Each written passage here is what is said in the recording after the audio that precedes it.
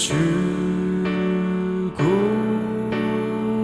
시리 그가 오사 보수하시리 오랜 흑암의 멍에 꺾어주시리 너를 구원하시며 너의 눈물 씻어주시리 너를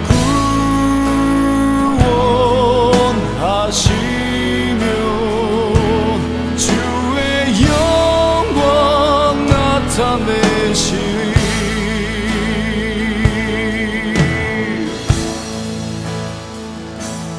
강하고 담대한 너의 주고도시리 그가 오사 보수하시리 오랜 흑암의 멍에 꺾어주시리 너를 구원하시며 너의 눈물 씻어주시리 너를 구원하시며 주의 영광 나타내시리 여호와의 구속함 받은 백성 돌아오며 기뻐 노래하리라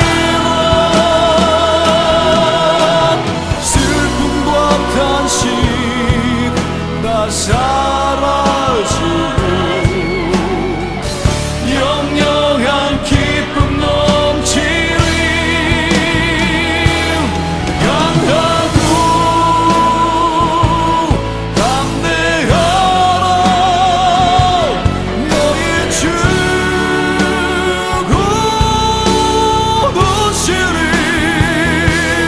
그가 우선 보수하시리 강한 용사 여호와 강한 용사 여호와 강한 용사 여호와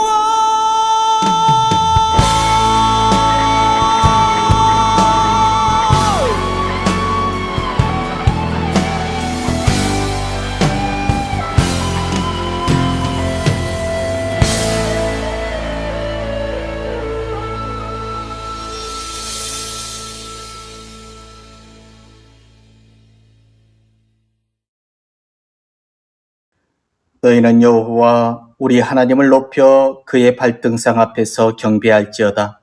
그는 거룩하시도다.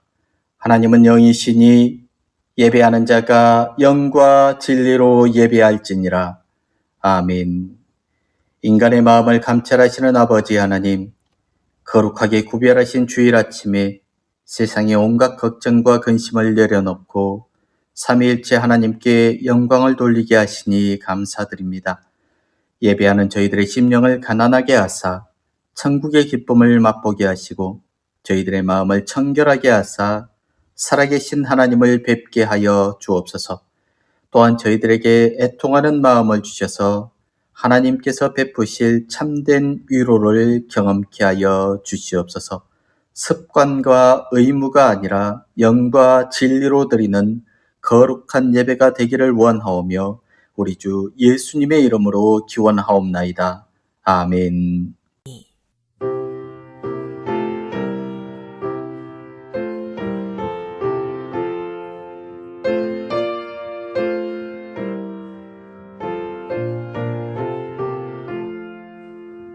내 눈을 들어 두루 살피니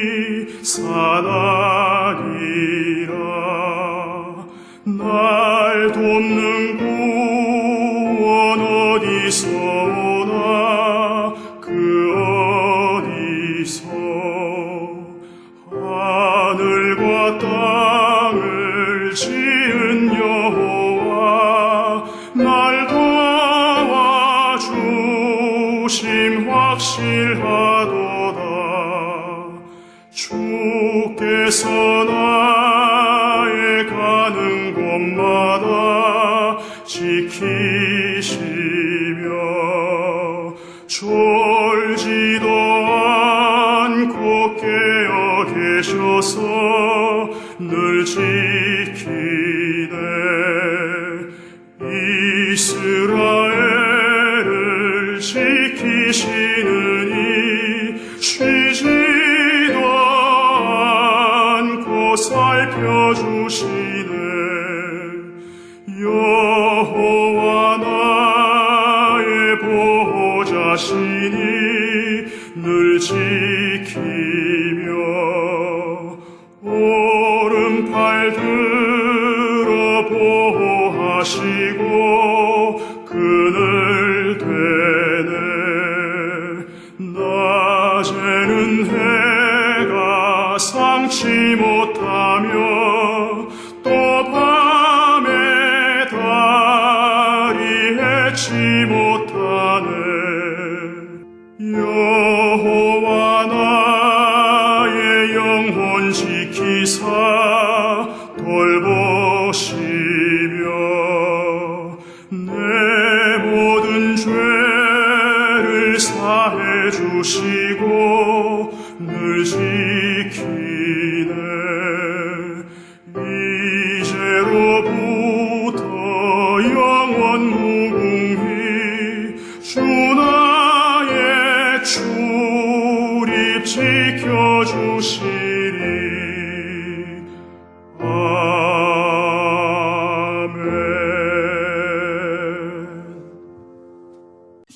교동문은 25번 시편 47편 말씀입니다. 교동은 25번 시편 47편 말씀입니다. 함께 교독하시겠습니다. 너희 만민들아 손바닥을 치고 즐거운 소리로 하나님께 외칠지어다.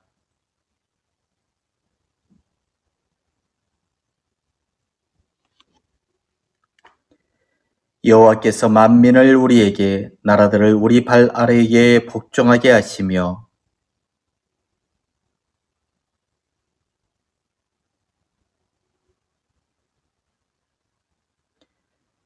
하나님께서 즐거운 함성 중에 올라가시며 여호와께서 나팔 소리 중에 올라가시도다.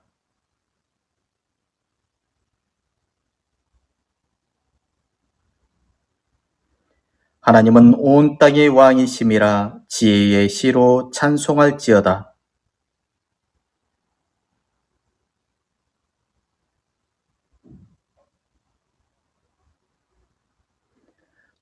문나라의 구간들이 모임이여 아브라함의 하나님의 백성이 되도다.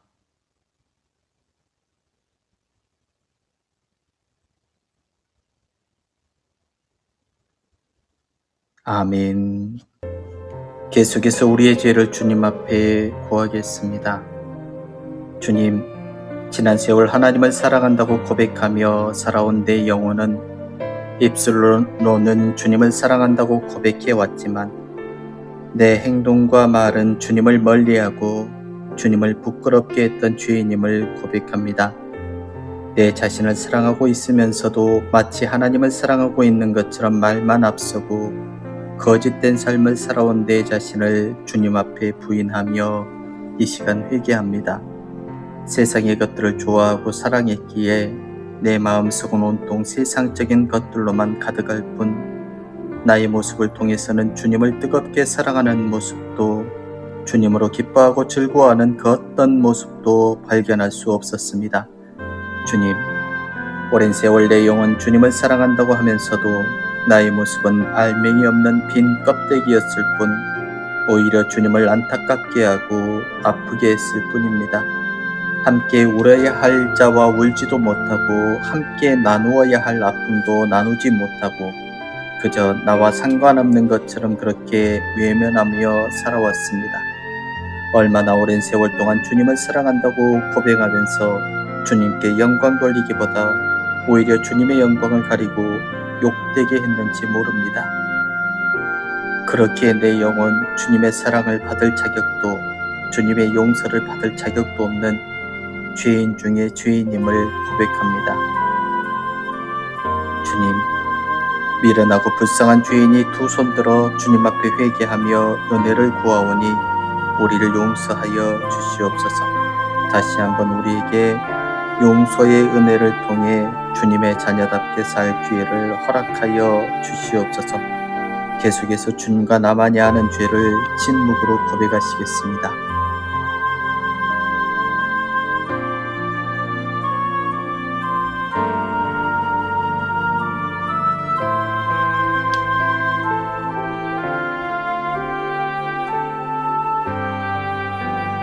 그런즉 누구든지 그리스도 안에 있으면 새로운 피조물이라 이전 것은 지나갔으니 보라 새 것이 되었도다. 그러므로 주 예수 그리스도 안에 있는 자에게는 결코 정죄함이 없나니 이는 그리스도 예수 안에 있는 생명의 성령의 법이 죄와 사망의 법에서 너를 해방하였음이라.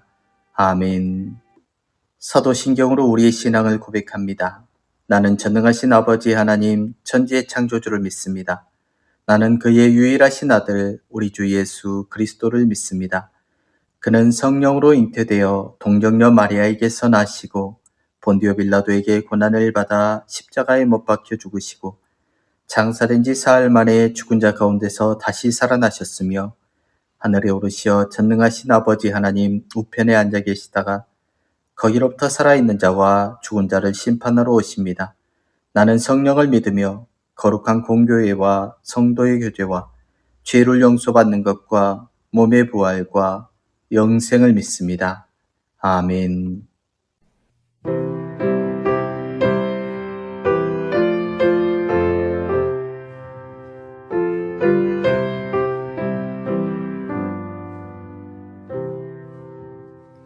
주 날개미 내가 편안히 쉬네 감기과 비바람 불어 쳐도 아버지께서 날 지켜주시니 거기서 편안히 쉬리로다.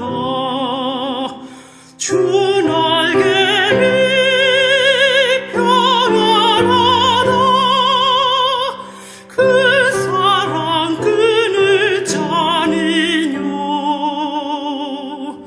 주 날개미 내 쉬는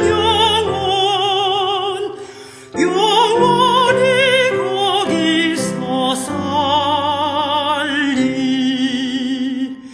주 날개미 나의 피난처 되니 거기서 쉬기를 원하노라. 세상이 나를 위로치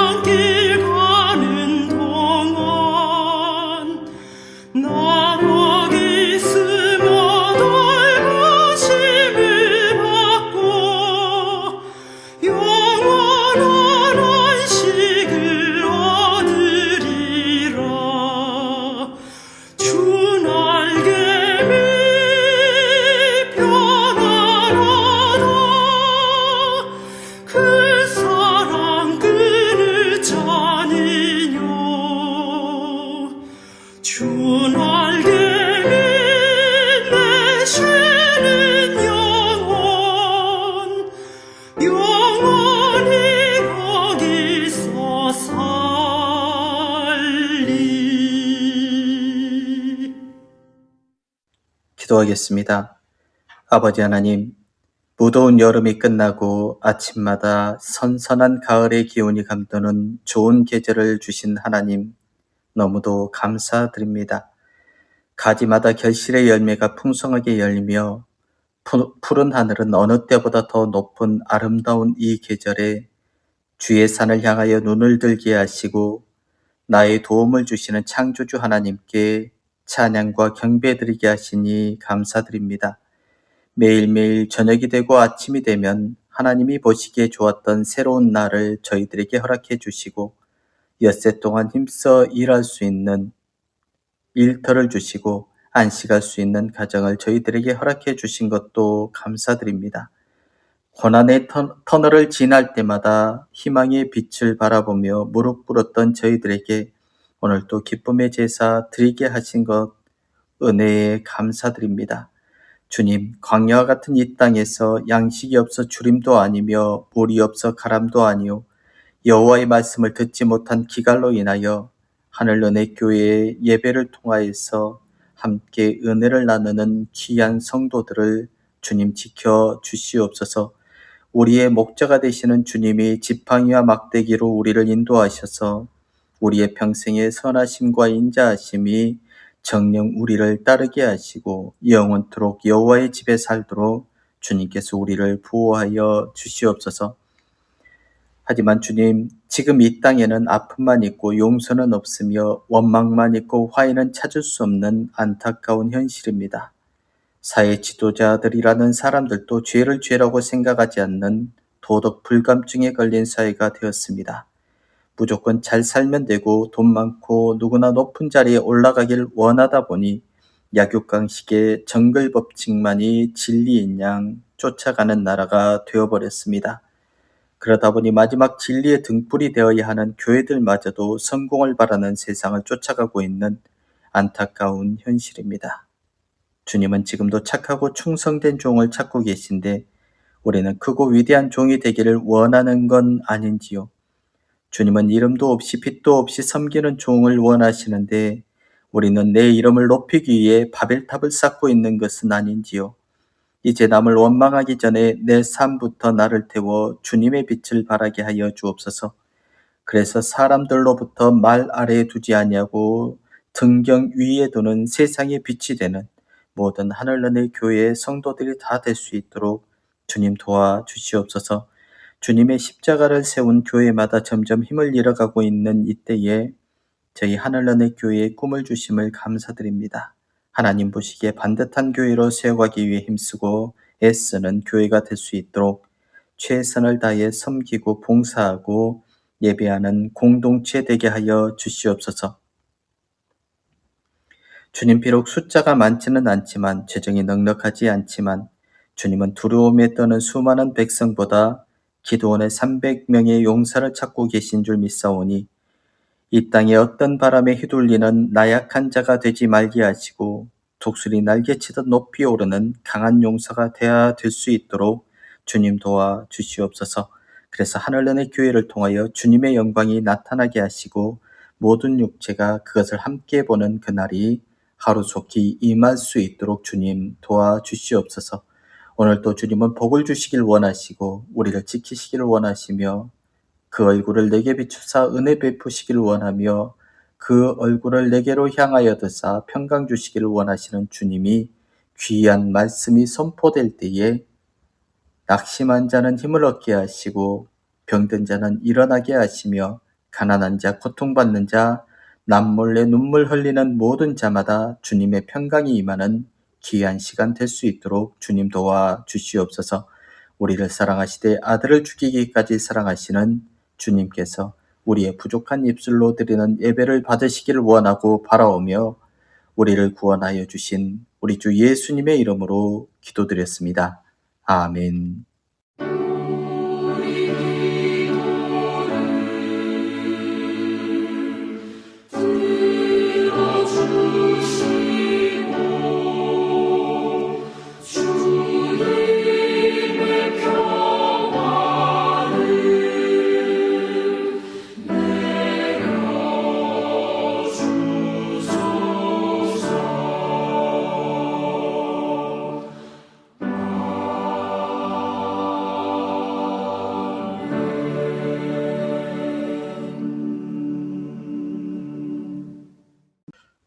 오늘 우리에게 주신 하나님 말씀은 구약성경 열왕기상 16장 34절 말씀입니다. 열왕기상 16장 34절 말씀입니다.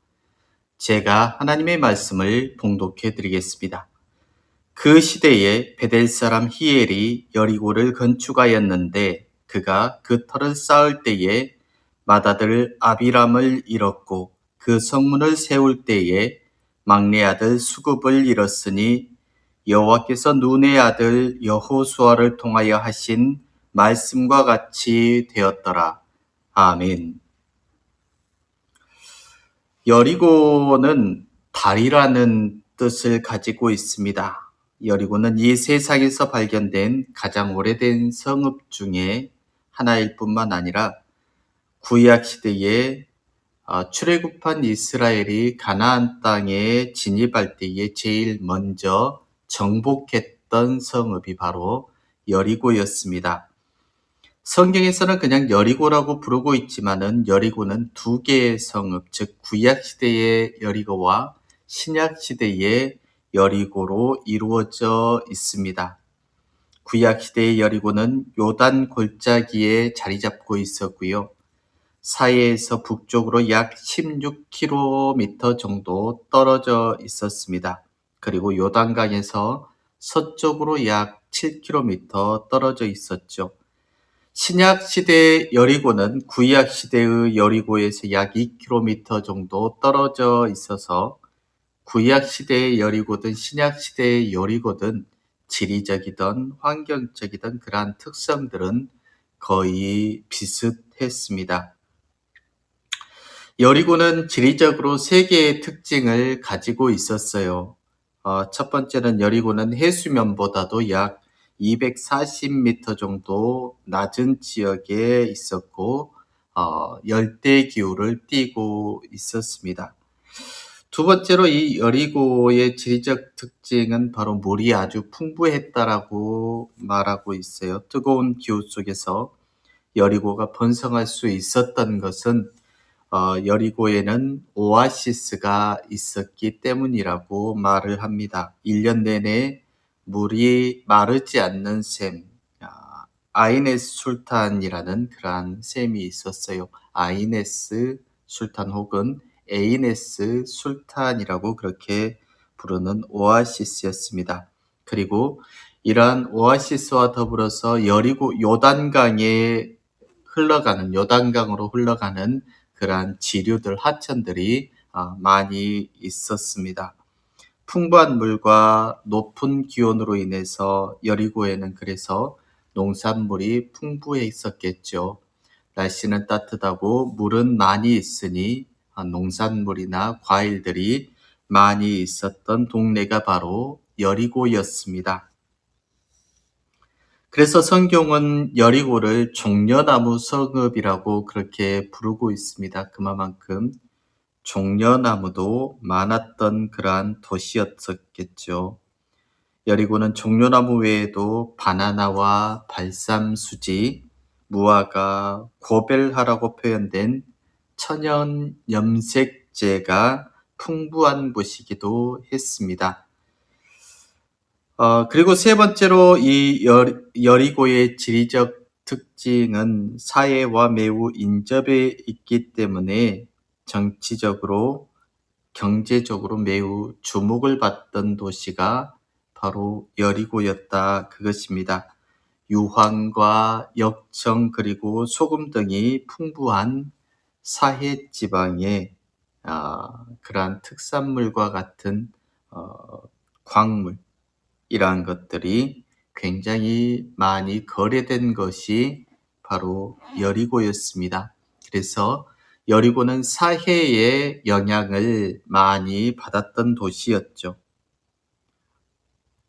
그래서 이러한 사해에 인접하다 보니까 그곳에선 여리고에서는 자연스럽게 사해에서 생산된 그러한 광물을 가공하고 무역을 하는 그러한 직종이 많이 발전했고요. 그리고 그러한 것을 가공해서 파는 그러한 도시가 되었습니다. 이런 지리적인 특성 때문에 이 여리고라는 도시는요, 많은 사람들이 주목을 했어요. 세계적으로 가장 오래된 도시라고도 그렇게 이야기를 하고 있었을 뿐만 아니라 군사적인, 경제적인 그러한 요충지가 될 수밖에 없는 여건이 바로 이 여리고에는 항상 있었던 것이죠. 그래서 이 여리고를 중심으로 해서요, 이것들을 무역을 해야 되고, 그리고 옮겨가야 되기 때문에 도로들이 많이 발달되었답니다. 무엇보다도 먼저 여리고는 요단강 동편과 모압 평지에서 요단강 서편, 즉 가나안으로 이어지는 이런 길목에 있었어요. 요단강 동과 서를 이어주는 그러한 요충지, 바로 가운데가 여리고였다, 그 말이죠. 그래서 성경은 요단 건너편, 요단강가, 여리고 맞은편 등으로 이렇게 항상 표현을 하고 있답니다. 요단강을 기점으로 서편에는 여리고가, 동편에는 모압 평지가 있었습니다. 모세가 약속의 땅에 들어가기 직전에 모압 평지에서요, 이렇게 백성들하고 주둔해서 가나안 땅에 출애굽한 이스라엘에게, 진입하기 전에 출애굽한 이스라엘 사람들에게 마지막으로 하나님의 말씀을 전했죠. 그러니까 모세가 마지막으로 하나님의 말씀을 전한 곳이 어디냐면은 모압 평지인데, 모압 평지에서 바로 이 여리고성을 바라보면서 마지막 설교를 했을 가능성이 높다는 것입니다. 이같이 요단강을 기점으로 동서로 이어지는 도로가 있었어요. 또한 여리고는 요단강 서편에서는 남북으로 이어지는 길목에 또 자리를 잡고 있었어요. 그러니까 동과 서를 이어주는 도로, 그리고 남과 북을 이어주는 도로가 다 여리고를 중심으로 해서 만들어졌다라는 것이죠. 풍부한 물과 높은 기온, 사해에서 비롯된 천연 자원들은 자연스럽게 여리고를 부각시켰고, 동서남북으로 연결된 도로는 여리고를 더 발전시켰겠지요. 그런다고 해서 여리고가 꼭 좋은 것만을 가지고 있었던 것은 아니었습니다. 여리고는 외부의 위협, 즉 외세의 침략에 매우 취약했습니다. 높은 산지가 아니어서 누구나 쉽게 접근할 수 있었기 때문입니다.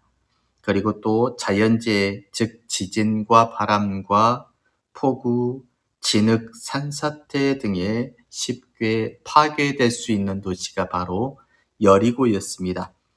실제로 고고학 발굴을 한 사람들이 쓴 글을 읽어보면은 여리고는 여러 번의 지진으로 말미암아 파괴된 흔적이 있다라고 그렇게 말을 하고 있지요. 그런 여리고가 이스라엘이 가나안 땅에 들어갈 때에 제일 먼저 점령한 성이 되었음은 어쩌면 당연한 것이었을 수도 있습니다. 그런 풍요 속에서 우상과 또 안 좋은 여러 문화들이 생겨나서 하나님은 이스라엘 백성들에게 누구든 여리고를 다시 세우면은 기초를 쌓을 때는 맏아들을 잃을 것이요 그 문을 세울 때 그의 막내 아들을 잃을 것이다라고 경고할 정도로 여리고는 굉장히 타락한 문화와 이 우상들이 꽤 많았던 동네였습니다. 그런데 오늘 본문에서는 히엘이라는 사람이 등장해서 여리고성을 세우려다가 그의 맏아들과 막내 아들을 잃게 되었다라는 내용이 등장합니다. 이 본문은 아합의 등장과 엘리야의 등장 사이에 배치되었죠. 본문의 그 시대란 앞에서 본문의 앞쪽에서 언급되어진 아합의 계략적인 경력과 밀접한 관련이 있다라는 것을 암시하고 있는 것 같습니다. 이것은 아합의 잘못된 믿음이 그릇된 정책을 낳음으로 극에 달한 죄의 단면을 보여주기 위한 본문이라고도 할 수 있다라는 것이죠. 그러니까 아합이 너무나 나쁜 짓을 많이 해서 이 히엘과 같은 사람도 생겨나게 되었다라는 것을 단적으로 말해주고 있다라는 것입니다. 아합은 당대까지 가장 긴 통치를 한 오므리 왕조에 속한 왕이었어요. 그래서 그는 22년 동안 왕 노릇을 했거든요. 그의 통치 기간 동안 경제적으로, 군사적으로 이스라엘은 막강한 위치에 놓여졌었습니다. 그렇지만은 경제와 정치와는 반대로 종교적으로는 굉장히 대조적인 양상을 보여주고 있어요. 경제와 정치는 굉장히 부흥하고 발전했지만 오히려 종교는 타락하게 되었다라는 그 말이었겠죠. 아합의 통치 기간은 이스라엘 역사에서 가장 타락한 시대였고 배교의 역사의 시대였습니다. 그렇다면 그 시대를 어쩌면은 아합의 시대, 아합과 이세벨의 시대를 대표할 수 있는 이 히엘에게서 볼 수 있는 이 타락의 모습이 무엇일까요? 오늘 이 히엘의 모습, 즉 타락한 히엘의 모습을 통해서 우리 자신의 모습을 살펴보려고 합니다. 첫 번째는 히엘이라는 사람, 그는 요단 동편 무역과 여리고의 풍요로움에 반해서 하나님의 약속을 잊어버린 자였다라는 것입니다. 히엘이 살던 당시 시대의 오므리 왕은 그의 아들 아합을 시돈의 엣바알의 딸 이세벨과 정략 결혼을 시킴으로써 국가의 이익을 도모했었습니다. 두로는 북이스라엘과의 교역을 통하여 부족한 농산물에 대한 수입 판로를 확보할 수 있었고요. 나아가서 북이스라엘을 경유해서 남쪽에 있는 나라들과 교역을 할 수 있었던 것이죠. 그러니까 시돈, 이 왕이 아합 왕과 딸을 결혼시킨 이유가 무역로 확보에, 그리고 자기네들의 경제적인 부를 얻을 수 있는 여러 가지 조건들이 북이스라엘에게 있었기 때문에 그의 딸과 아합을 결혼시켰던 것이라는 말입니다. 그와 반대로 이제 이스라엘은요, 농산물을 수출하거나 두로를 통하여 다양한 교역을 할 수 있었습니다. 아합 시기에 이스라엘은 그래서 상당한 물질적인 번영을 이루었고요. 그리고 경제적으로도 굉장히 잘 사는 국가가 되었답니다.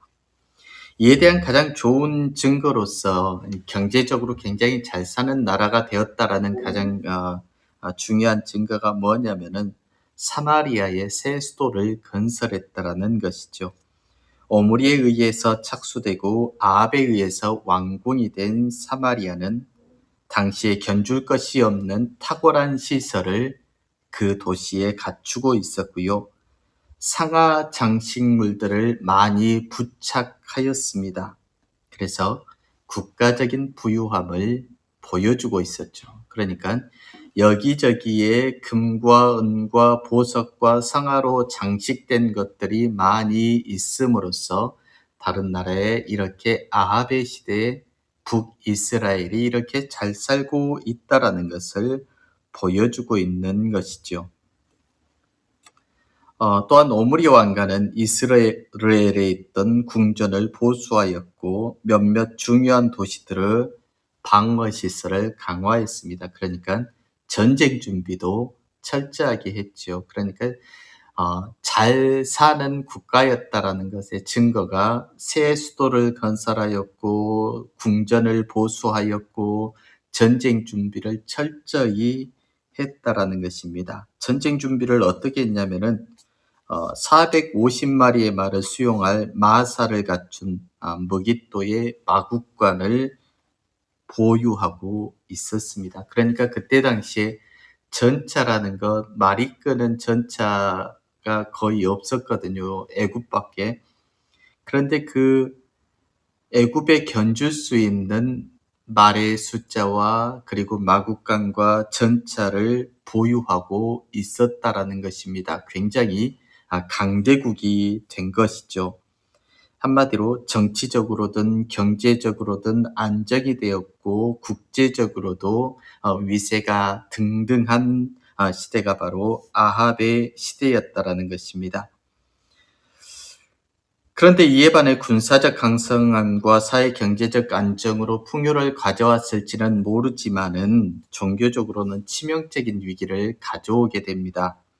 종교적 위기가 가장 큰 원인은 두로의 공주 이세벨이 시집오면서 바알 숭배를 공식화한 것입니다. 북왕국의 바알과 아사라의 숭배가 허용되었고 사마리아에는 바알 신전이 지어졌습니다.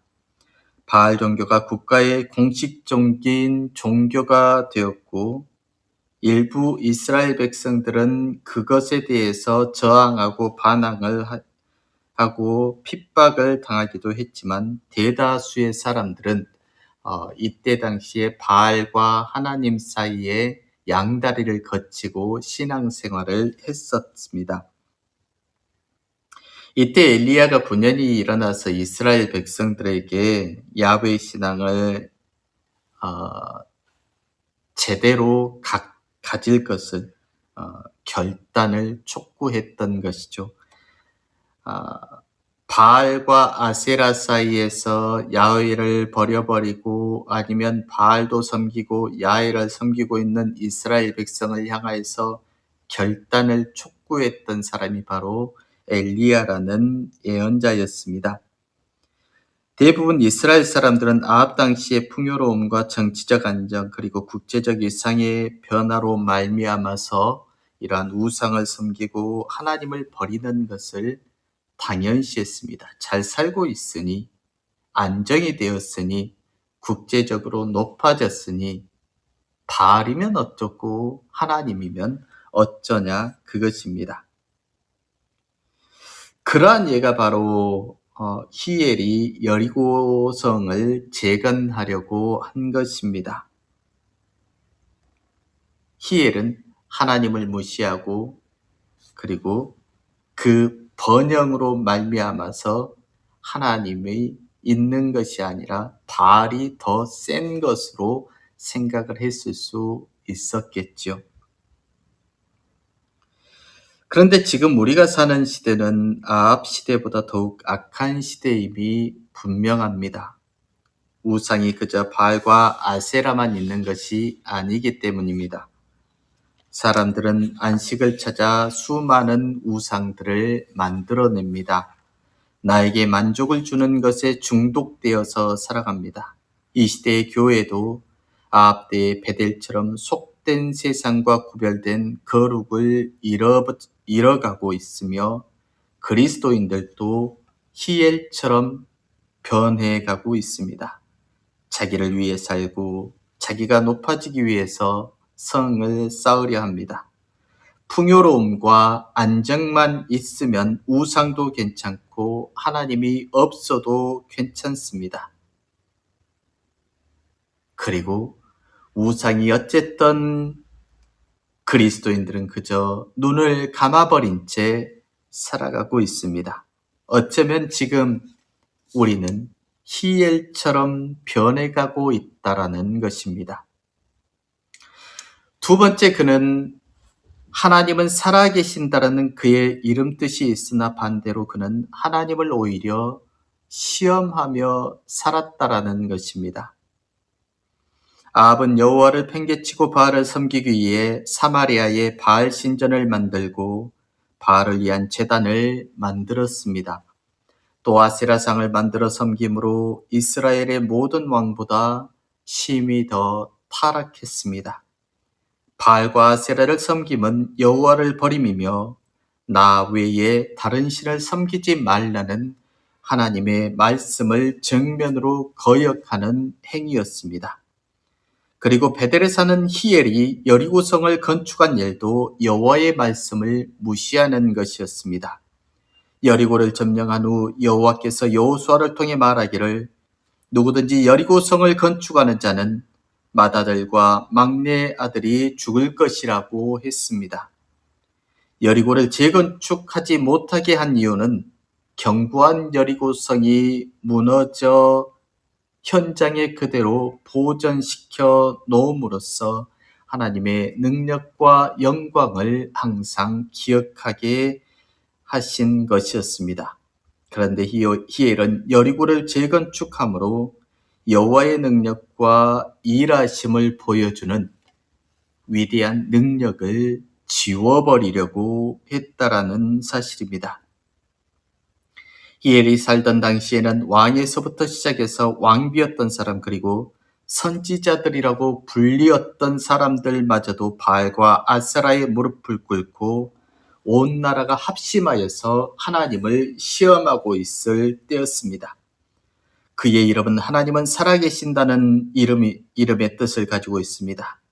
그런데 그의 그런 이름을 갖고 있던 그가 오히려 하나님을 시험합니다. 우리는 어떨까요? 우리는 성도로 살아갑니다. 거룩한 백성이라는 의미이지요. 말 그대로 우리가 세상 속에서 거룩함을 드러내야 할 존재라는 말입니다.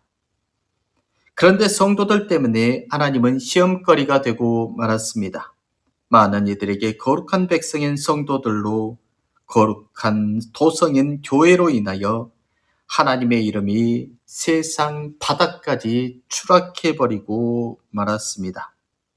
지금 목사들 중에서도 교인들 중에서도 많은 교회들이 신천지와 손을 잡던 무당과 교접을 하던 아무런 문제를 삼고 있지 않고 오히려 그들을 따르고 그들을 위해 기도하는 세상에 살아가고 있습니다. 법으로 정해놓은 교회 세습법마저도 어기는 교회가 있음에도 불구하고 그들의 손을 들어주고도 아무렇지도 않은 목사와 장로들이 판을 치는 그러한 세상을 우리는 살아가고 있다라는 것입니다. 그들은 다시 여리고성을 세우려 하고 있습니다. 히엘처럼 말이죠. 이를 본 많은 이들은 오히려 더 교회를 걱정하고 거룩한 백성의 타락을 더 걱정하고 있습니다. 지금 우리는 그렇게 히엘처럼 변해갑니다. 거룩한 백성이라 부르지만 오히려 시험거리가 되어가고 있다라는 사실입니다. 세 번째, 하나님께서 무너뜨린 것을 사람의 힘으로 다시 쌓으려 하며 하나님께 도전했던 사악한 사람이 바로 히엘이었습니다. 그 도전의 모습을 우리는 그의 아들의 죽음에서 볼 수 있습니다. 여기서 대부분은 히엘의 아들들이 하나님의 말씀대로 죽음을 당했다라고 말하기도 하고 또 어떤 이들은 히엘이 하나님께 대항하기 위해서 바알과 아세라에게 자기 아들을 제물로 바쳤다라는 그 말로 해석하는 사람들도 있습니다. 그러나 분명한 것은 성경에서는 여리고성을 쌓을 때 맏아들을 잃을 것이요 그리고 그 문을 세울 때에 막내 아들을 잃을 것이다라고 말한 하나님의 말씀이 있기에 저는 분명히 그것은 하나님의 역사하심이라고 보고 있습니다. 그는 솔직히 맏아들을 잃었을 때에 하나님의 말씀을 떠올렸어야 했습니다. 그 약속을 기억해내고 중단했어야 마땅하나 그는 여리고성의 건축을 계속 진행함으로 둘째 아들마저도 잃어버렸습니다. 분명히 하나님의 말씀이 자기 자신에게 이루어지고 있으나 그것을 외면하거나 아니면 하나님께 도전하고 있는 그의 모습을 볼 수 있는 것이죠. 히엘이 하나님께 도전을 한 것은 그의 아들들의 이름을 보면 알 수 있습니다. 첫째 아들의 이름이 아비람입니다. 그 아비람의 이름 뜻은 나의 아버지는 찬송을 높임을 받으신다라는 의미입니다. 여기서 아버지는 하나님을 의미하지 않습니다. 왜냐하면 하나님의 이름인 엘이나 야가 들어가야 하는데 단순히 아버지란 이름의 뜻인 아비가 들어가 있기 때문입니다. 이것은 자기 자신이 아들들에 의해서 높임을 받을 것이라는 의미이기도 합니다. 또 막내 아들의 이름은 수굽이라는 사람입니다. 수굽은 높임받다라는 의미이죠. 그는 그저 아들들에게 그렇고 사람들에게도 그렇고 자기 자신이 높임받기를 원했습니다. 자기 자신이 높임을 받고 이름을 날리기 위해 선택한 것이 바로 여리고성을 다시 쌓는 것이었죠. 과거 죄 많은 사람들은 자기 스스로가 하나님처럼 높아지고자 바벨탑을 쌓았던 사건들을 우리는 기억합니다. 바로 히엘이 그런 사람이었던 것 같습니다. 자기 이름을 내기 위해 그는 여리고성을 지으려 했고 이것은 바벨탑을 쌓았던 사람들이 도전했던 것처럼 히엘 또한 하나님께 도전한 사건이었고 사람이었던 것입니다. 우리는 하나님께 도전을 하고 있지 않을까요? 우리는 하나님 앞에서 어지간한 고집쟁이도 이기지도 못하는 더 심한 고집쟁이가 되고 맙니다. 하나님의 뜻은 생각해 보지도 않고 내 기도만 듣기를 원하며 어린아이처럼 굶고 울고 불며 기도합니다. 그저 하나님의 뜻은 전혀 생각해 보지 않은 채 물어보지 않은 채 하나님이 이기는지 내가 이기는지 해보자는 식으로 신앙생활을 하고 있다라는 말입니다. 그래서 신앙의 목적이 하나님을 높이기보다는 결국 신앙이라는 것으로 말미암아서 내가 높임받고 인정받기를 원하는 삶을 살아가고 있는 것이죠. 그렇게 우리는 하나님의 뜻을 묻지 않은 내 목적만을 위한 신앙이라는 이름으로 그렇게 히엘처럼 우리도 변해가고 있다라는 것입니다. 하나님께 순종함을 이길 수 있는 것은 없습니다. 이스라엘은 여리고성을 7바퀴씩 돌면서 하나님께 순종했습니다. 그러한 순종을 이길 수 있는 것이 없음을 우리는 히엘을 통해서 다시 한번 깊이 깨달아야 합니다.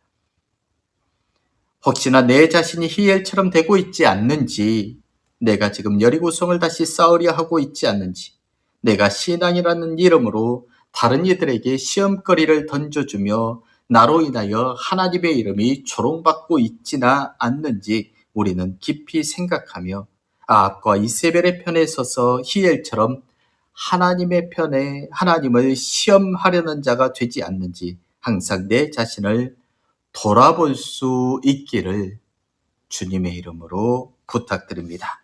기도하겠습니다. 주님께서는 역사의 주인이심을 히엘을 통해서 보게 됩니다. 여리고성을 다시 쌓으려는 히엘을 통해 하나님의 뜻을 지키며 말씀을 지키는 것이 얼마나 귀한 것인지를 보게 되었습니다. 주님, 우리에게 히엘처럼 하나님을 시험하는 자가 되지 않게 하시고 항상 하나님 앞에 겸손히 순종하는 자 되게 하시며 아합과 이세벨의 편에서 하나님을 잊어버리는 자가 되지 않고 주님 편에서 아합과 이세벨을 볼 수 있는 엘리야와 같은 믿음이게 하여 주시기를 우리 주 예수님의 이름으로 기도드렸습니다. 아멘.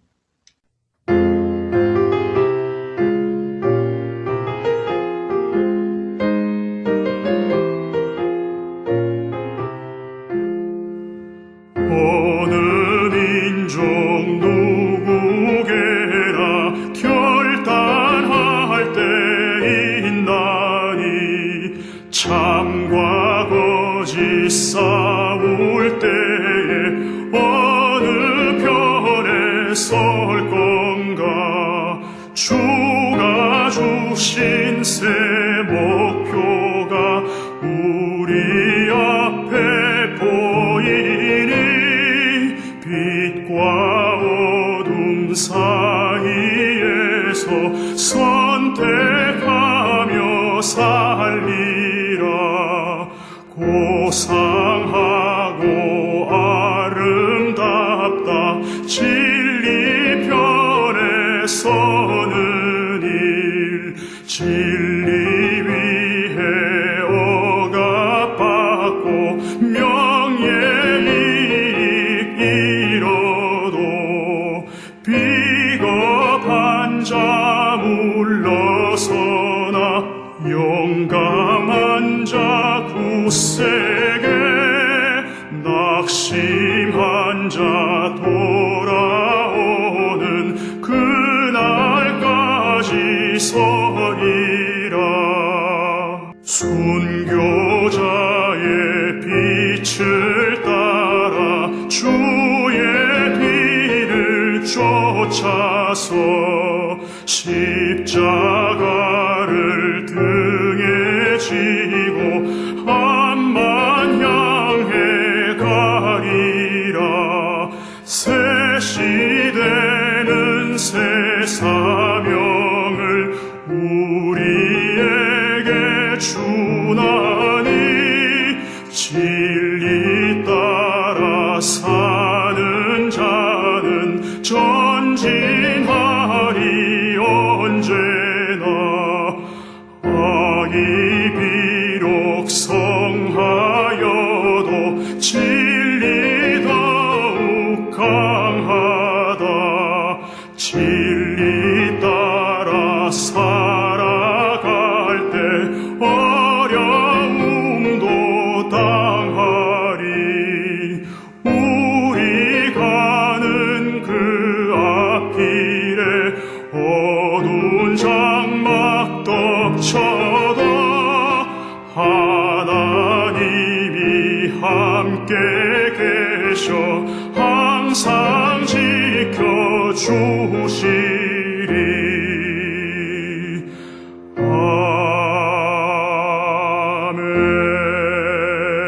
아멘.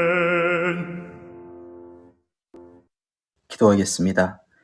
영원하신 하나님의 내 처소가 되시니 그의 영원하신 팔이 내 아래에 있도다. 그가 네 앞에서 대적을 쫓으시며 멸하라 하시도다.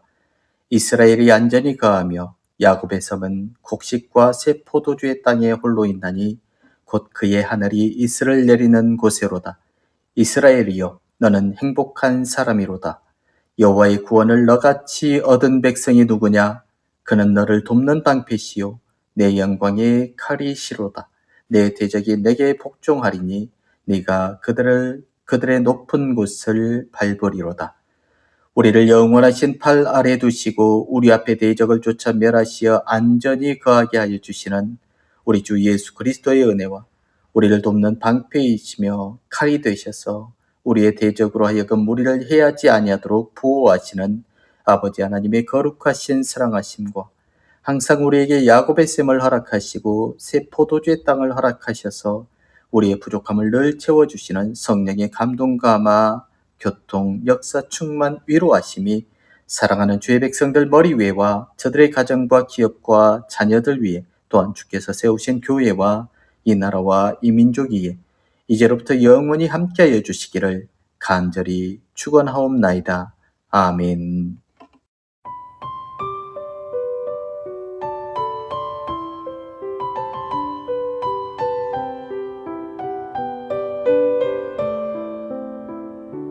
그의 빛 안에 살면 갈 길 인도하시리. 주의 눈